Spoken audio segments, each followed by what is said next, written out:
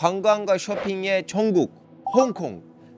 중국이 경기가 나빠지니까 홍콩 증권 시장도 안 좋아지는 거죠. ELS 사태인데요. 경제적인 어떤 중심 지위가 하락했다. 이런 세계적 기업들의 아시아 운영 본부가 다 옮겨가고 있어요. 그래서 시위를 했어요. 역효과가 난 거죠. 그러니까 모두 다 민주화를 지지하는 게 아니에요. 이제 홍콩의 민주 사회는 거의 죽었다.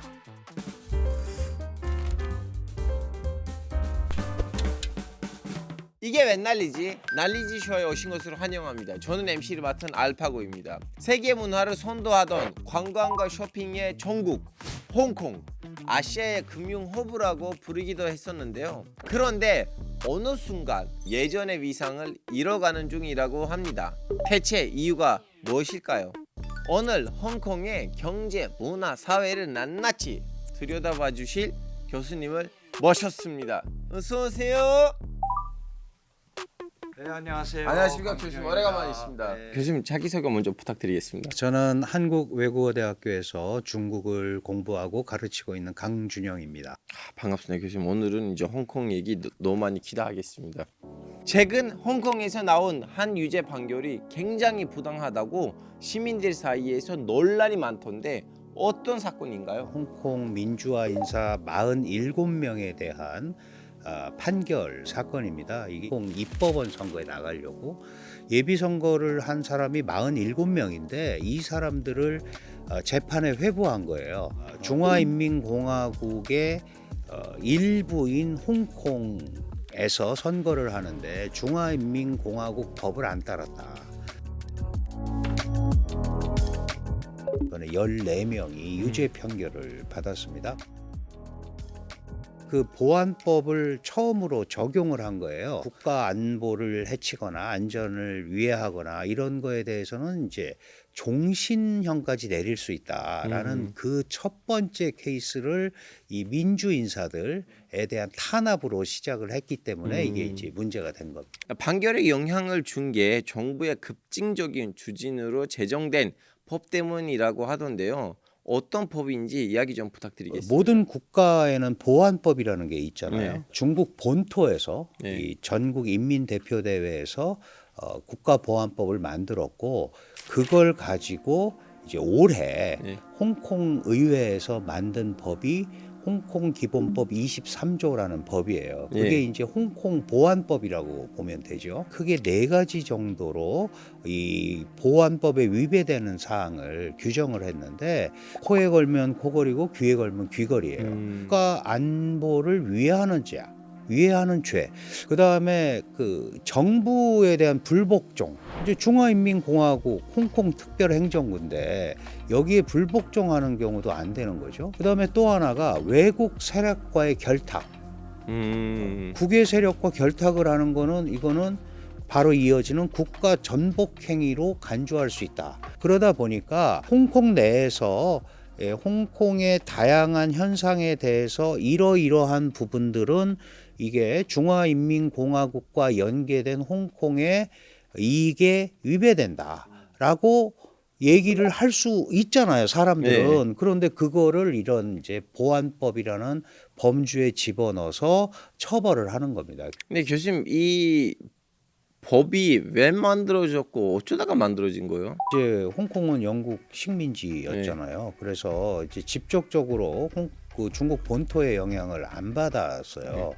97년에 이제 홍콩의 주권이 중국으로 반환이 됐는데 그러다 보니까 1842년 이후에 쭉 영국 식민지로 있어 오면서 중국의 창구 역할을 하고 많은 서방 국가들과 해외 세력들의 활동지였잖아요. 중국에 반환이 됐는데도 여전히 그 속성을 가지고 있는 거예요. 쉽게 얘기하면 홍콩을 더욱더 잘 통제하기 위해서 만든 겁니다. 한 걸음 더 나가서 보면 홍콩 내에 있는 수많은 국외 세력들, 외국 세력들, 그리고 그것이 중국 입장에서 보면 자신들을 견제하는 세력들이 될 수도 있잖아요. 이런 부분을 배제하기 위해서 만든 법이다 이렇게 이해를 하시면 됩니다. 그 법 나오는 데 있어서 2019년에 있었던 그 민주화 운동이 예. 영향을 미쳤나 그렇죠. 보죠. 당시 2019년에 원래 송환법이라는 거를 홍콩 정부가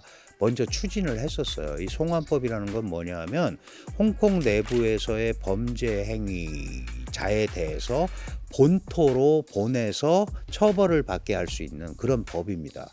그러니까 홍콩의 많은 시민들이 이건 홍콩의 주체성이 없어지는 거다.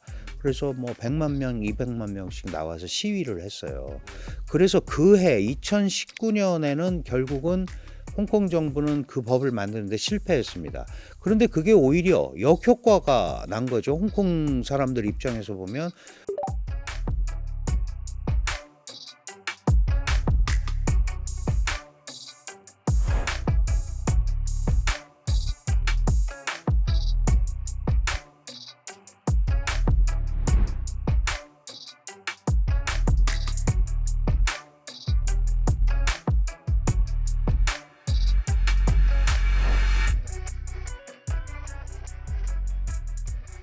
그러니까 이 시작점은 2019년에 송환법 실패에서부터 시작이 된 거기 때문에 홍콩 내부에서도 그때 우리 내부에서 만들었으면 이렇게까지 중국에 영향을 안 받았을 텐데라는 뭐 이런 얘기도 나오고는 있어요. 민주화 운동이 그때 이제 있었잖아요.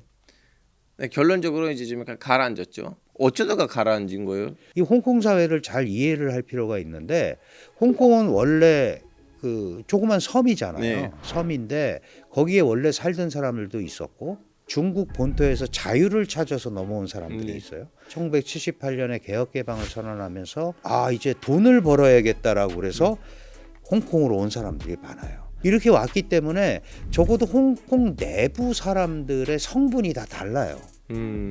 그러니까 모두 다 민주화를 지지하는 게 아니에요. 그런 민주화 운동이 못마땅한 거죠.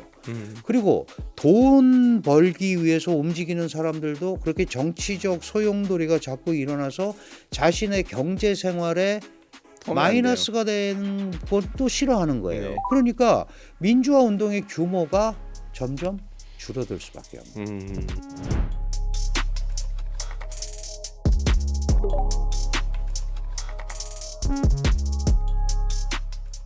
홍콩의 민주사회는 거의 죽었다. 네. 그런 세력이 없어졌다. 지금 현재로 이렇게 볼 수밖에 없습니다. 大環境香港就係咁樣噶啦，即係你冇得翻以前咁咯。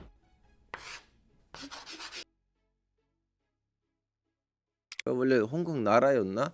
영국 얘기 왜 나오냐? 이렇게 지금 물음표도 축축축 네. 이렇게 나올 것 같은데요. 이 홍콩의 역사를 좀 약간 간략하게 정리해 주세요. 1840년에 아편 전쟁이라는 게 있잖아요.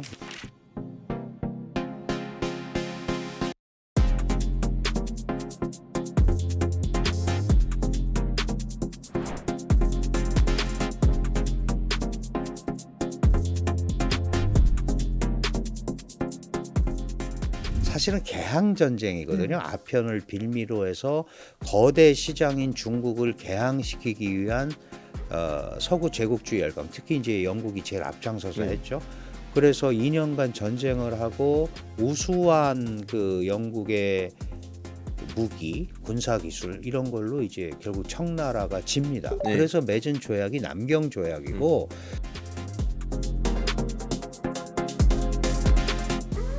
홍콩은 4개 섬으로 구성이 돼 있어요. 그래서 그 중에 홍콩 섬을 빼앗기죠. 할양당합니다.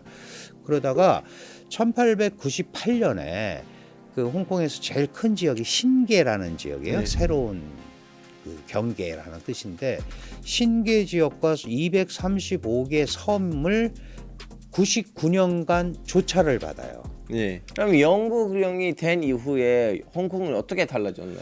홍콩이라는 지역은 잘 보시면 그 이게 유럽과 아시아를 연결하는 지역이기도 하고 또 태평양으로 나가는 관문이기도 하고 또 동남아 쪽에 또 연결이 네, 되는 지역이기도 해요. 그래서 굉장히 지리적으로 요충지거든요. 선박 산업이 발전하고 선박이 많이 왔다 갔다 하면 또 이 해운이 발전을 하다 보면 수리업도 발전을 해야 되잖아요. 선박 이게 굉장히 무역항으로서 중요한 역할을 하다가 여기에 이제 이게 돈벌이가 된다라고 생각하니까 금융 자본이 몰려들기 시작을 한 거예요. 결정적인 거는 78년 말에 덩샤오핑이 개혁 개방을 하니까 중국에 들어가는 돈들이 일단 전부 홍콩으로 온 거예요. 영국식 교육과 이걸 거치면서 잘 정비된 제도를 갖고 있었거든요. 이 지역을 자유무역항으로 키운 거예요. 무관세, 네. 무부가가치세, 그다음에 뭐 재산 증여 이런 데도 세금이 안 붙어요.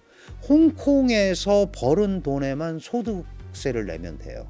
그러니까 굉장히 자유롭잖아요. 그러니까 자본의 이동이 굉장히 활발하단 말이에요. HSBC도 홍콩, 샹하이 그럼 맞습니다. 그 뱅킹 뱅크잖아요. 그러니까 전 세계 금융기관들이 다 몰려오는 거예요. 그래서 지금도 뭐 세계 4대 금융시장에 들어갈 정도니까 이 중개무역으로서 아주 그 아시아에서 중요한 역할을 했던 지역이다 이렇게 보시면 됩니다.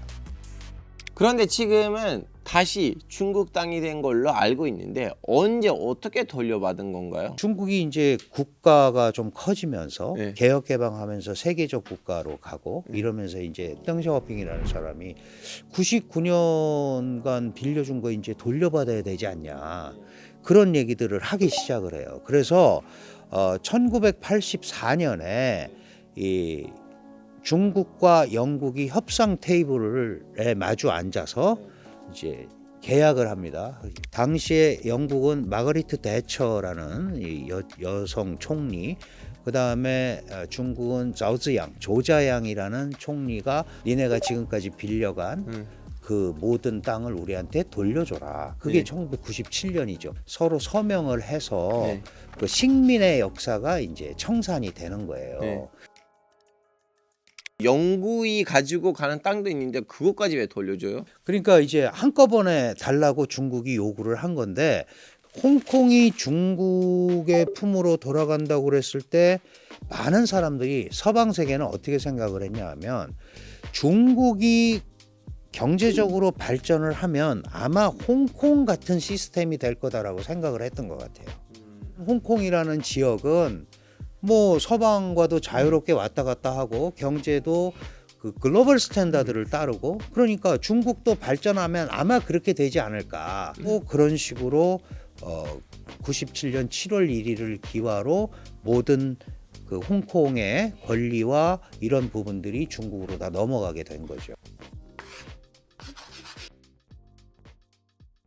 홍콩이 중국 땅이 됐긴 했지만 정치제가 좀 다르잖아요. 그래서 홍콩도 중국도 좀 약간 힘들지 않았나요? 방황 이후에 서로 적응해야 되는데. 일국양제라고 많이 들어보셨을 거예요. 아주 간단해요. 네. 한 나라가 두 가지 제도를 쓴다는 예. 거예요.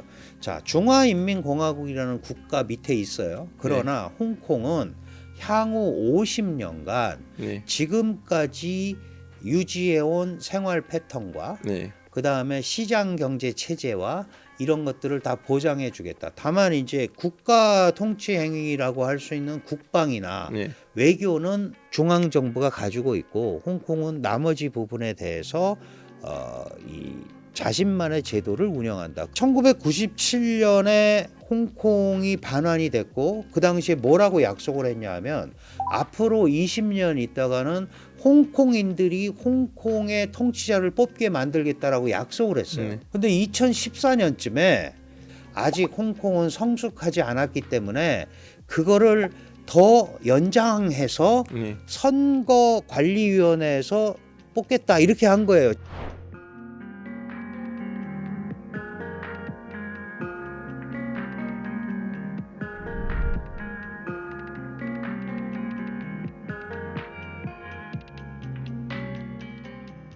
(97년에) 얘기한 게 20년도 안 돼서 중국 스타일로 변해가기 시작을 한 거죠. 그러니까 항의를 하기 시작을 한 거예요. 그러면서 중국 본토와 홍콩 정부와 한편이 되고 홍콩 시민들 중에 일부 민주 시민들이 대항을 하는 이런 시위 사태가 발생을 하게 된 거죠. 그게 이제 대표적인 게 우산혁명.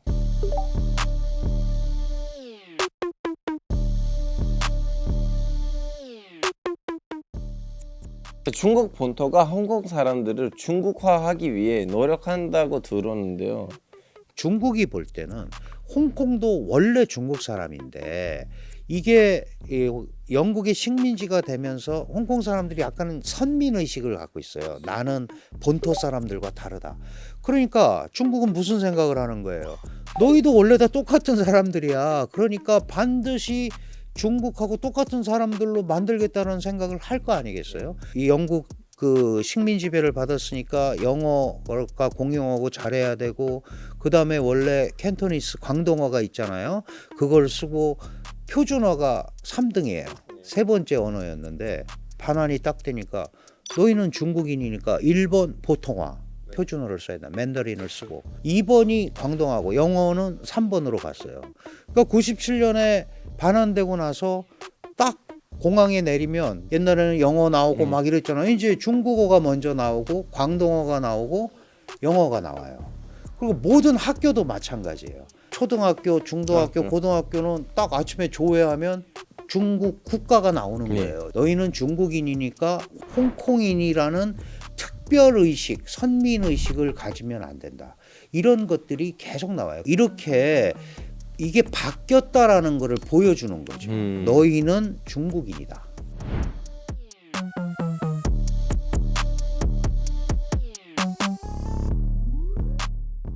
또 이렇게 홍콩에 따로 국기가 있는데 네. 그럼 이 국기 언제 사라질 거예요? 홍콩을 대외적으로 표현하는 중화인민공화국 홍콩특별행정구 홍콩 차이나라는 이름으로는 저게 엉겅퀴인데 엉겅퀴의 깃발을 쓸 수 있어요. 영국이 축구하면 그 FIFA에 영국만 잉글랜드만 있는 게 아니고 스코틀랜드도 있고 웨일스도 있고 4개가 들어가 있잖아요. 그런 식으로 연방은 아니지만 이런 개념을 가지고 쓸 수 있는 거죠. 지금 만약에 오성홍기를 그냥 쓰게 되면 더 이상 홍콩은 특별하지가 않은 거죠.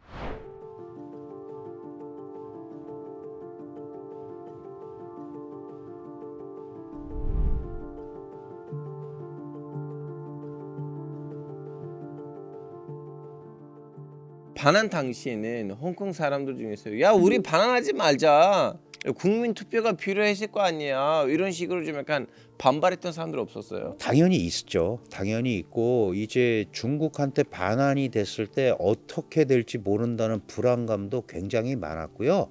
홍콩이 중국화되기를 바라지 않으면서 기대하면서 남아 있는 거지. 이미 그때 이 홍콩의 미래에 대한 불안감을 갖고 있었던 사람들은 또 많이 떠나갔어요. 근데 이제 본토화 되면은 내가 오히려 홍콩에서 할 일이 더 많아질 수도 있겠다라고 생각한 사람들도 있지 않았겠어요? 네. 그런 사람들이 섞여 있었기 때문에 우리는 홍콩 반환을 반대한다, 홍콩의 중국 귀환을 반대한다, 뭐 이런 거를 이렇게 표출할 만큼 시민 사회가 형성이 안 돼 있었죠. 중국 본토에서 홍콩으로 일하기 위해 오는 사람들도 많았는데 그거 사실이에요? 실제로 그렇죠. 돈을 많이 주니까. 근데 특히 이제 97년 이후에는 그게 심해졌죠. 네.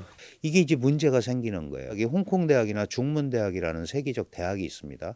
여기를 졸업한 친구들이 홍콩 내에서 취업을 하는데 본토에서 넘어온 사람들하고 또 경쟁이 되는 거예요. 이러다 보니까 이제 불만들이 또 지금 많이 쌓이고 있고, 상당한 전문 지식을 갖고 있는 친구들은 또 해외로 빠져나가고, 그러면 홍콩 내부에 전문 지식인들이 또 사라지는 거예요. 그래서 지금 홍콩이 여러 가지로 어려운 상황에 처해 있고,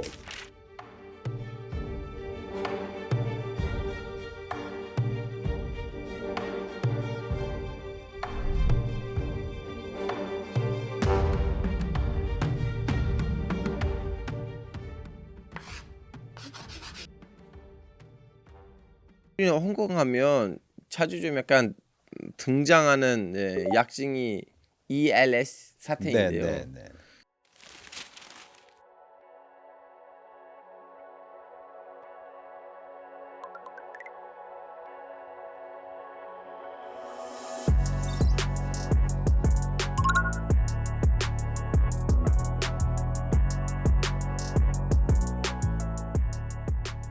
홍콩에도 주식이 있어요. 특별행정구니까 그걸 H주라고 합니다. 본토에는 A주, B주라는 게 있어요. 네. 그러니까 홍콩 H주가 네. 주로 그 홍콩에 상장해 있는 유력 기업 50개 정도의 지수를 가지고 만드는 지수예요. 그러면 이 지수와 연동돼서 만든 지수가 ELS 지수라는 거예요. 그래서 많은 사람들이 투자를 했어요. 근데 네. 그걸 팔면서 뭐라 그랬냐면 중화인민공화국이 안 망할 거 아니냐. 네. 그리고 홍콩이 안 망할 거니까 어느 정도 수익률이 보장된다고 사실은 약간 뭐 거짓말이라기보다는 과장해서 네. 판 거죠. 그런데 중국이 경기가 나빠지니까 홍콩 증권 시장도 안 좋아지는 거죠. 그러니까 막 빠지니까 이 홍콩 지수와 연계된 ELS 지수도 나빠지는 예. 거예요.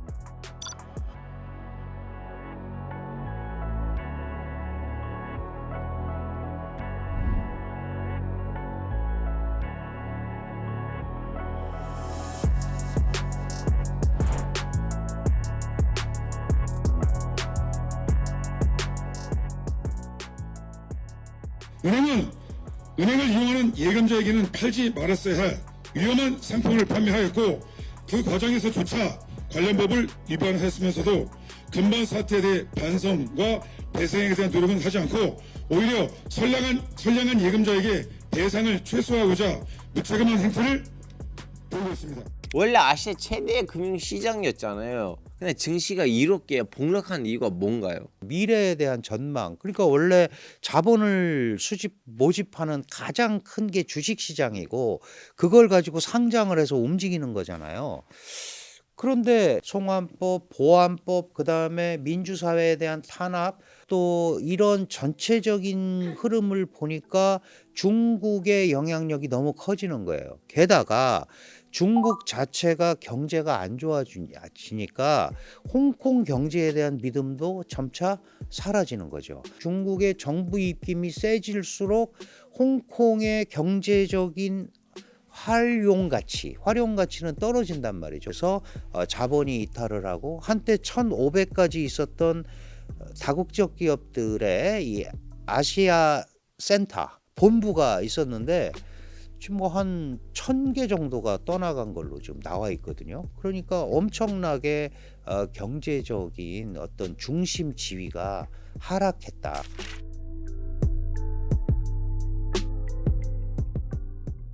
Over the past few years or over the past few months, we observe that when new generations come to Hong Kong, they won't do crazy shopping. Instead, they will go to different Instagrammable shops to take pictures.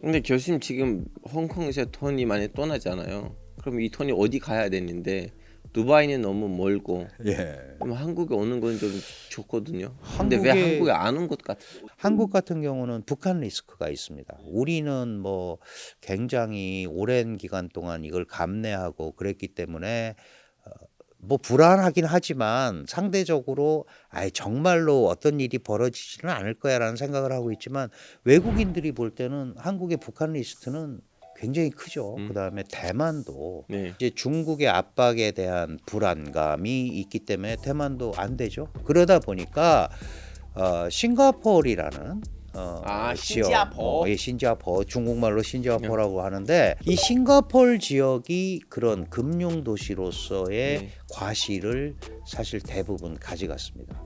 그 지리적으로도 가깝고 사실 싱가포르는 기본적으로 중국하고 잘 지내죠. 그리고 서방하고도 잘 지냅니다. 그다음에 영어를 또 잘 통해서 쓸 수 있고 국제 금융 이런 기관들이 활동하기에 아주 괜찮은 지역으로 돼 있기 때문에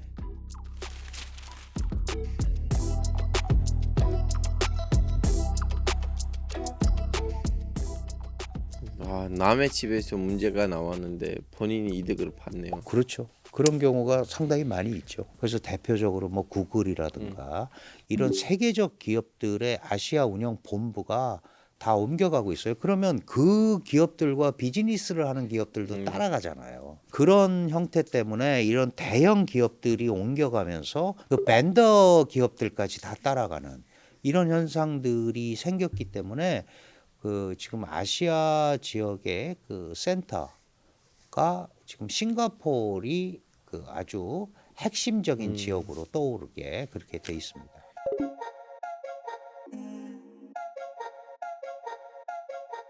홍콩 정부는 그래도 좀 약간 막으려고 노력을 하지 않았을까라는 내피셜이 있는데 홍콩이 보면 너무 아깝잖아요. 지금까지 100여 년간 구축해 놓은 고급 인프라가 있는 시스템이 있고, 그죠? 웬만한 것들은 다 이 물류 체계라든가 이런 것들이 아주 선진화돼 있고, 그리고 세계적으로 다 통용되는 시스템을 가지고 있고, 그러니까 아깝단 말이에요. 네. 그래서 지금 뭘 하냐면 2035년까지 해남도라는 섬이 있어요. 네, 그거를, 하이난다오.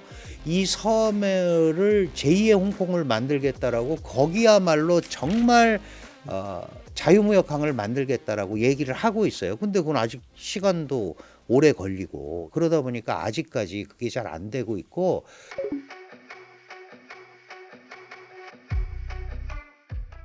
그러다 보니까 이제 홍콩 정부가 우리가 그러면 이 돈을 끌어들이기 위해서 뭔가 새로운 걸 좀 해봐야겠다. 그래서 비트코인 같은 거 중국에서는 그걸 대표적인 투 기행위로 간주를 하고 우리도 그래서 그 오픈하는데 굉장히 그 주저하고 있는데, 특히 홍콩은 무슨 특별한 제조업이 있는 게 아니고 서비스 분야가 3차 산업 서비스 분야가 93%를 차지해요. 가장 서비스업의 최고봉이라고 할 수 있는 금융 시스템을 계속 돌려야 되는데 암호화폐들 이런 부분도 지금 심각하게 시장 개방을 검토하고 있는 거죠.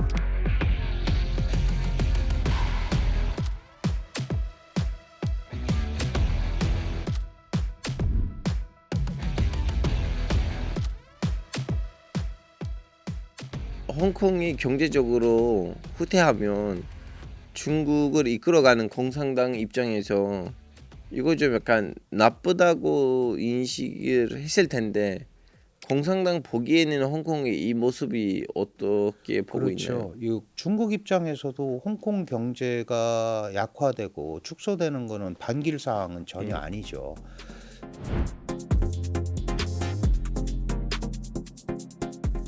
왜냐하면 홍콩은 고소득이에요. 인구는 얼마 안 되지만 어쨌든, 그런데 지금은 2%대가 됐어요. 이제 중국 경제가 커져서 그래요. 네. 그러니까 상대적으로 홍콩의 중요성이 약화될 네. 수밖에 없는 거죠.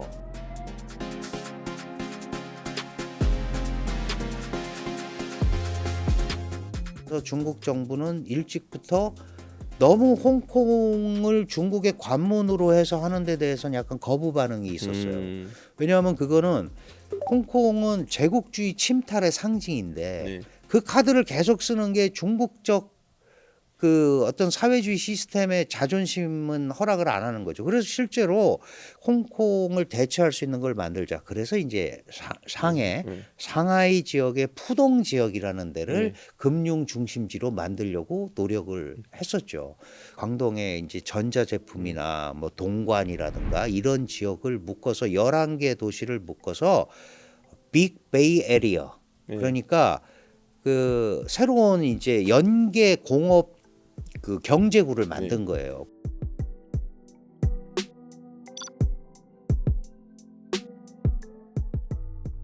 그럼 홍콩이 볼 때는 아니 우리가 세계적 도시였는데 어떻게 저 11 도시에 속하는 거야? 그러니까 n분의 1이 됐잖아요, 도시가. 홍콩이 과거와 같이 중국의 관문 역할이나 이런 중심 역할을 하는 그런 상황은 쉽지 않을 거다.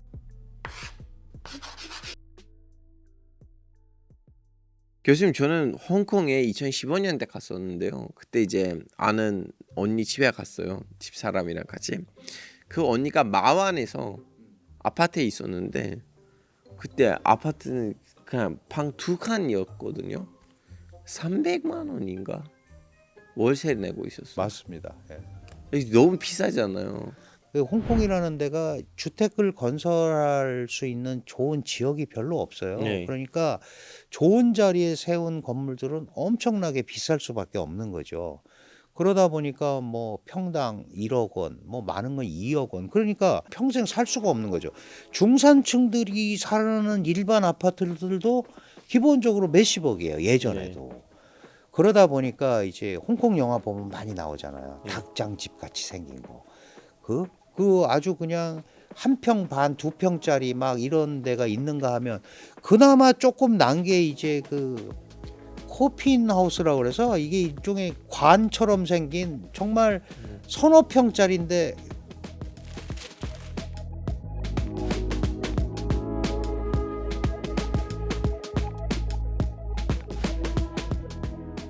여기서 어떻게 살지? 라고 생각이 드는데 그만큼 이게 이제 열악하죠. 중국은 원래 뭐 본토건 대만이건 전세 제도는 거의 없어요. 네. 거의 이제 월세를 내서 살기 때문에 경제 활동이 계속 이루어져야 되는 거예요. 그게 안 되면 정말로 집세를 못 내면 뭐 길거리로 나앉아야 되는 이런 상황들이 계속 돌아오는 거죠.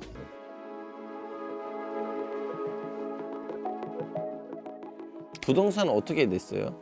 조금 더 좀 집값이 떨어지는 거 아니에요? 그렇죠. 그러니까 사실 사람이 없어지면 이제 집값이 떨어져야 되는데 떨어지는 게 문제가 아니고 수요자가 없는 거예요. 네. 그다음에 새로운 자본이 안 들어오면서 집이건 고급 오피스텔, 사무실들 공실률이 굉장히 높아요. 네. 고점 대비하면 엄청나게 떨어졌어요.